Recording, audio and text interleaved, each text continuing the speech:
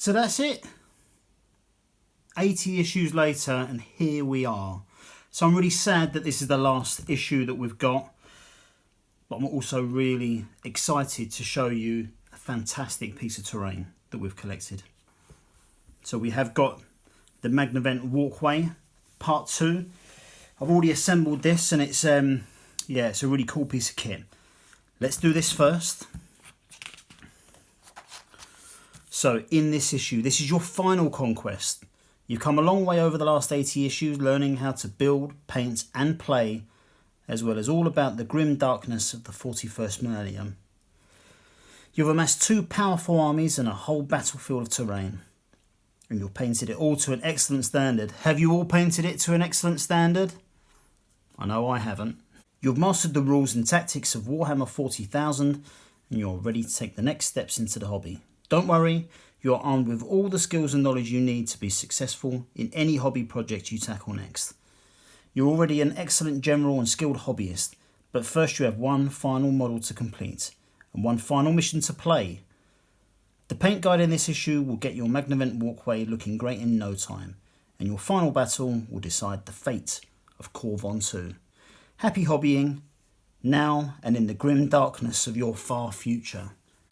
Well, I have to say that I really loved the Conquest series. I really enjoyed going through the magazines on a weekly basis, building the models and showing them to you guys. It's been a lot of fun, and I am sad that it's come to an end. However, I will be doing more Conquest based stuff, certainly for the next 2 months. I've got things scheduled in for. So stick with me, and we will continue to re-look at the things that we've already got. So there'll be more on that. I'll probably have 2 weeks off from Conquest stuff, and I'll come back with a big update. Okay, so what have we got today? Well, aren't these popular at the moment? Sisters of Battle. So we learn more about the Sisters of Battle faction. Then we've got a little showcase of all their stuff. Then we've got Scenery 17, the Magnavent walkway, and I'll show you... Sorry, this is the painting guide, and I'll show you the model that I've assembled. Then we've got rules for the Magnavent walkway. And then we've got rules mission 63, the end is nigh. An extended play section with more background on Corvon 2 and an additional printed terrain piece for your final mission. Okay, so starting with Sisters of Battle. The Adeptus Sororitas, known to most Imperial citizens. The Adeptus Sororitas, known to most Imperial citizens as the Sisters of Battle, are warriors of the Ecclesiarchy. It is their duty to defend humanity and the Imperial faith. They ensure that the word of the Emperor reaches every corner of the Imperium. Okay. So, got a bit about their war gear. Sororitas power armour.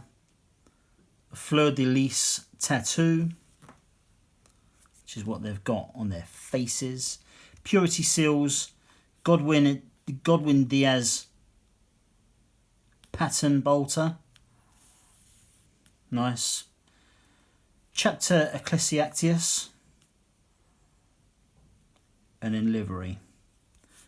Anyway, cool. Very cool. Okay, then we've got their showcase, which is lots of nice painted models, which is very nice. Exorcist tank, that looks amazing. That really does look cool. Okay, so we've got Battle Sister of the Order of a Martyred Lady, Sister Superior with Combi Flamer and Power Sword, Battle Sister with Heavy Flamer, with Flamer, Order of the Sacred Rose, Order of the Bloody Rose, Order of the Valorous Heart, and Order of the Eben Chalice. Okay, then it's got a paint guide for our Magnavent walkway using a lot of different paints.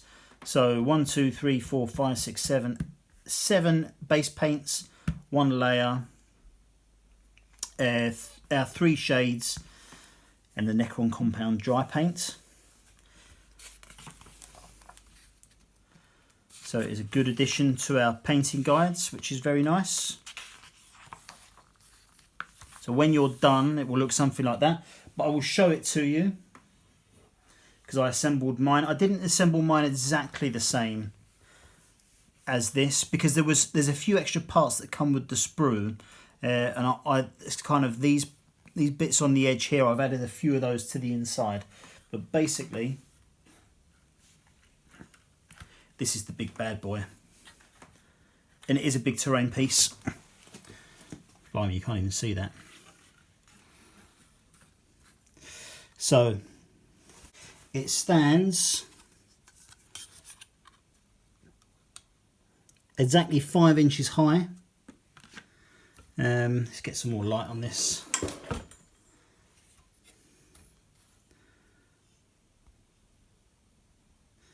So it is very, very cool. It's got a couple of ladders to scale to get up.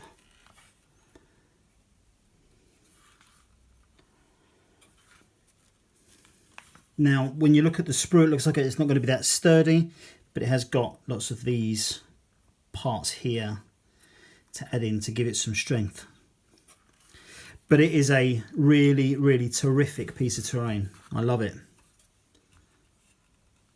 Easily the best bit of terrain that we've received in Conquest. And it's surprising really how much we have received, but more on that in a minute. Okay. So then we've got the rules for the Magnavent walkway.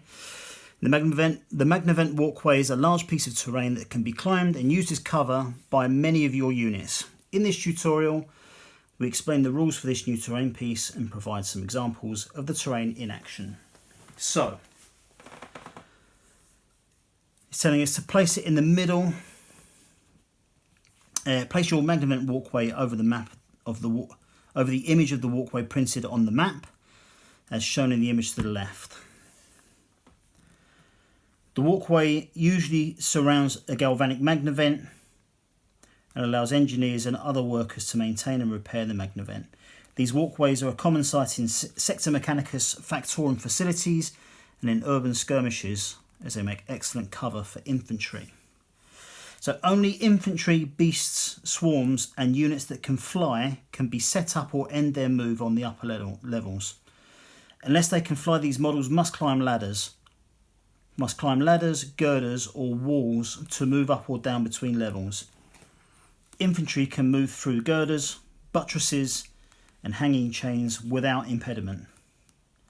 Infantry units that are entirely on or within the Magnavent walkway receive the benefit of cover. Other units only receive this benefit if at least 50% of every model is obscured from the point of view of the shooting model. Okay, good.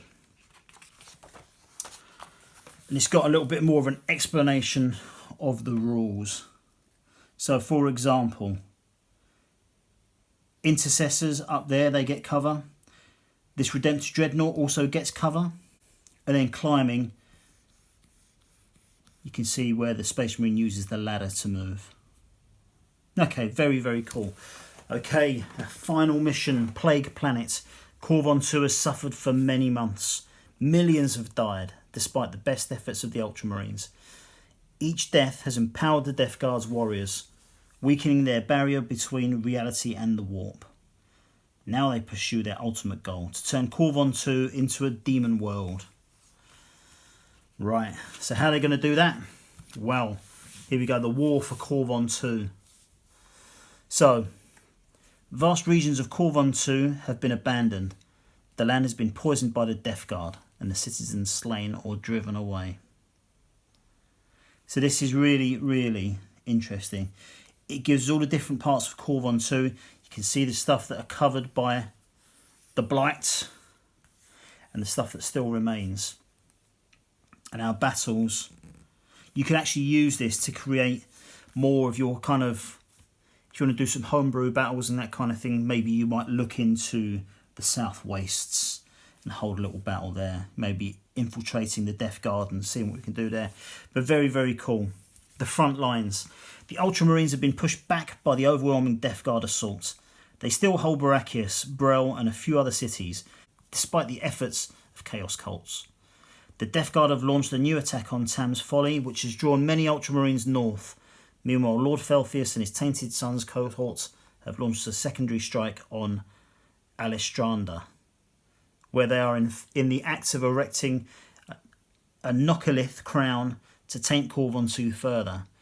Acheron's Ultramarines have left the safety of Barakius to confront the Death Guard and end the war. So, look at that. That is obviously our piece of printed terrain, which is very cool. I'd like to find out what that is. It looks like a real cool piece of terrain anyway. So one thing I am going to do is, for anyone who's interested, is I'm going to do some hobby projects on the channel, which will take all of our printed terrain and kind of show us how to make physical options for using that. But that will be coming again in the next month or so. Okay, the Noctilith Crown. A colossal structure stands in the centre of the city. Crafted from alien stone and rusted iron, it hums with power. The Death Guard hold position around it, sorcerers chanting foul hymns.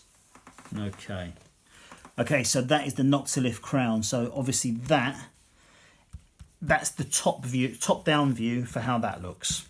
Okay, so that's cool. That would be difficult for me to build, actually. But anyway, very cool.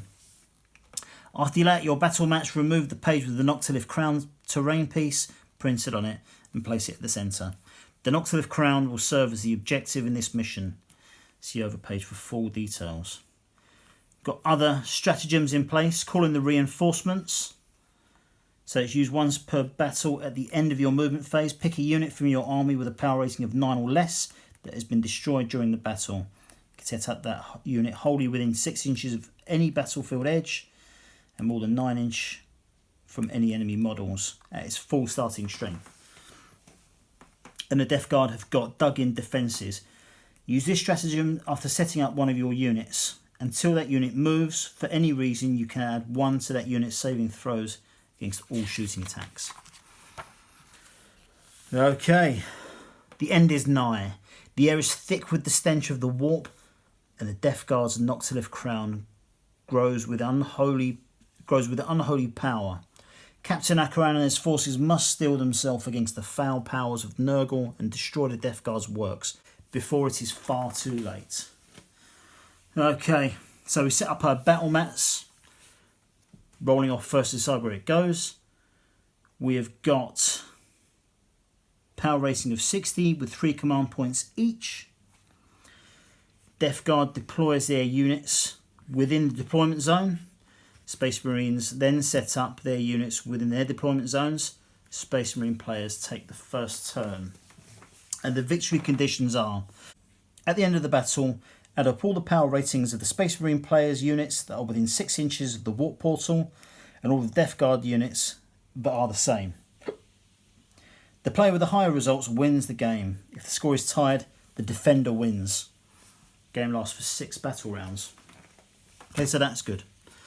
That is very good. Okay, so then we've got a couple of victory pages. Space Marines victory. The last of the explosive charges, the Noctilith Crown detonate, sending a shockwave bursting out through the war-torn streets of Alistranda. Warriors are tossed aside and the remaining buildings collapse, and a mushroom of cloud erupts into the filth-thick skies of Corvon 2. And then we've got Death Guard victory. Lord Felthius laughed heartily to himself as a tide of demons manifested at his summons. The corpses of Ultramarines lay broken in the dirt and their warships had fled orbit. Corvon 2 belonged to the Death Guard, and he would turn it into a paradise worthy of the Plague God himself. So that's it. So there's all of our covers. Very, very cool. So what will I be doing? So I will be working on a review for the entire series. So I'll be getting all of the models out for each issue and going through everything.